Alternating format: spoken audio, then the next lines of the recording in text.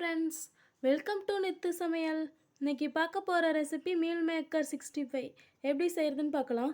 வீடியோக்குள்ளே போகிறதுக்கு முன்னாடி சப்ஸ்கிரைப் பண்ணாதீங்க, சப்ஸ்கிரைப் பண்ணிக்கோங்க. வாங்க வீடியோக்குள்ளே போகலாம். மீல் மேக்கர் ஒரு கப் எடுத்திருக்கேன். இதை நம்ம சுடு தண்ணியில் போட்டுக்கலாம். தண்ணி நல்லா கொதிக்கிட்டோம். தண்ணி நல்லா கொதிக்குது. இப்போ லைட்டாக உப்பு போட்டுக்கலாம். தண்ணி நல்லா கொதிக்கும் போது அடுப்பு ஆஃப் பண்ணிக்கோங்க. ஆஃப் பண்ணிட்டு மீல் மேக்கரை இதிலே ஆட் பண்ணிக்கோங்க. இது நல்லா 10 நிமிஷம் ஊறட்டும். 10 நிமிஷம் ஆயிடுச்சு. இப்போ நம்ம இதை பச்சை தண்ணியில் ஒரு தடவை அலசிக்கலாம்.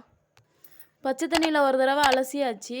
இப்போ இந்த மீல் மேக்கரை வேறு ஒரு பாத்திரத்தில் புழிஞ்சிட்டு மாற்றிக்கலாம்.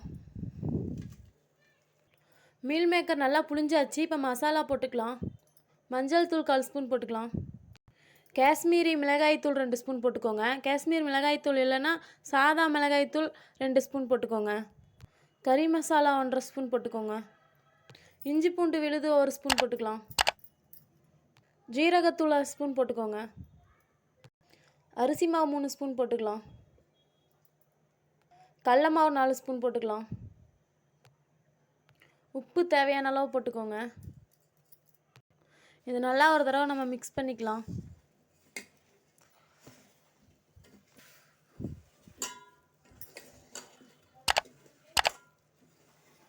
அடியிலலாம் மாவு லைட்டாக ஒட்டாமல் இருக்கிறதுக்காக லைட்டாக தண்ணி தெளிச்சிக்கலாம். லைட்டாக தண்ணி தெளிச்சிட்டு கலந்துட்டுக்கலாம். பிசைகிறப்ப தண்ணி பத்தலைனா மட்டும் தெளிச்சிக்கோங்க, இல்லைனா தண்ணி தேவைப்படாது. நல்லா கலந்தாச்சு. இப்போ நம்ம இதை எண்ணெயில் போட்டு பொரிச்சிக்கலாம். இப்போ நம்ம கொஞ்சம் கொஞ்சமாக எண்ணெயில் போட்டு பொரிச்சு எடுத்துக்கலாம்.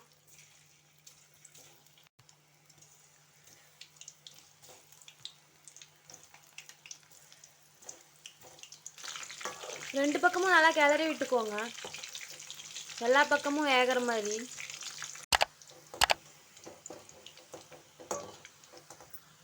நல்லா வெந்துருச்சு. இப்போ நம்ம இதை வெளியே எடுத்துக்கலாம். மீல் மேக்கர் 65 ரெடி ஆயிடுச்சு. இது மாதிரி வீட்டில் செஞ்சு பாருங்கள். செஞ்சு பார்த்துட்டு எப்படி இருக்குன்னு கமெண்ட் பண்ணுங்கள், லைக் பண்ணுங்கள், ஷேர் பண்ணுங்கள். தேங்க்யூ.